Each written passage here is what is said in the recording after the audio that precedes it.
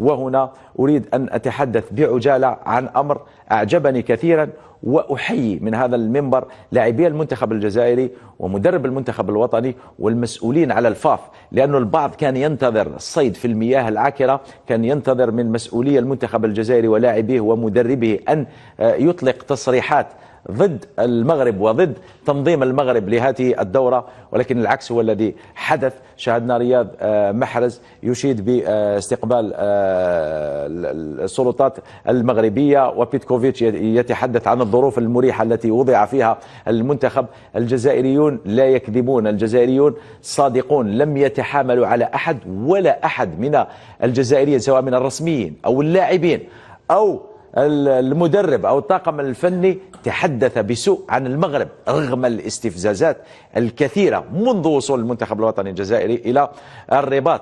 شاهدنا في أول يوم لا شاهدنا في أول يوم نعم حادثة التمر، ثم بعد ذلك صورة الملك، ثم بعد ذلك سرقة الكرة، ثم بعد ذلك المكسرات، يعني أخبار التذاكر قبل هذا، وقبل ذلك مشكلة التذاكر التي عانى منها أنصار المنتخب الوطني الجزائري.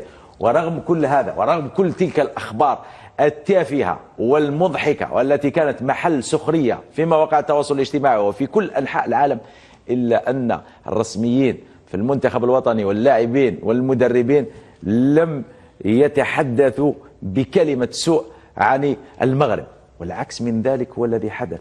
شاهدنا هيغو بروس مدرب جنوب افريقيا يتحدث من اول يوم ويشتكي الامور التنظيميه وبعد الفندق عن التدريبات ساعه ونصف، حتى ان المغاربه فرحوا كثيرا عندما اقصي جنوب افريقيا وقالوا تخلصنا من لسان قادح وجارح ظل ينتقدنا منذ وصوله الى المغرب. شاهدنا حسام حسن ينتقد التنظيم وينتقد الفندق. شاهدنا إبراهيم حسن أيضا قال كلاما في حق المغرب. شاهدنا أيضا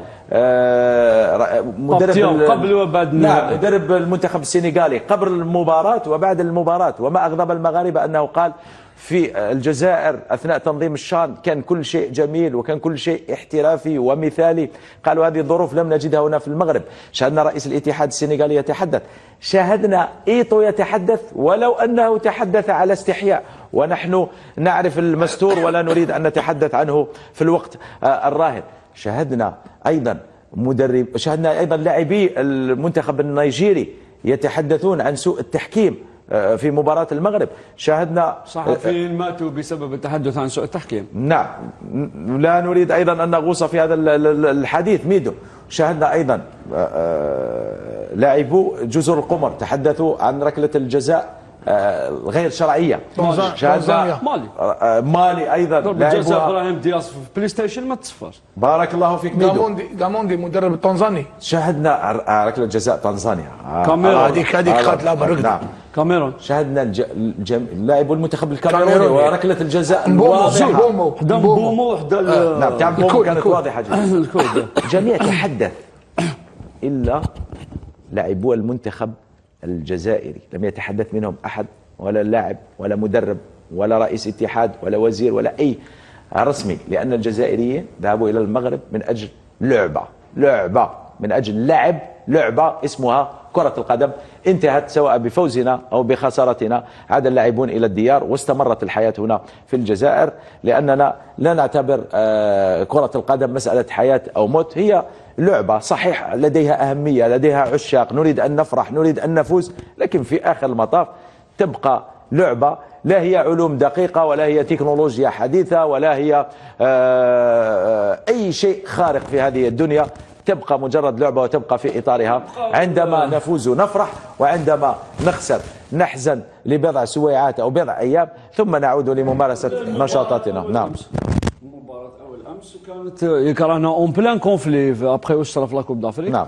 تيش ملكي استقبال رائع في مطار هواري بومدين، اسكورت بريزيدونسيال حتى لتيزي وزو كانوا في فندق تيتانيك، حراسة رئاسية. من تيتانيك للستاد في لونطرينمون ونهار الماتش اسكورت ثاني بريزيدونسيال.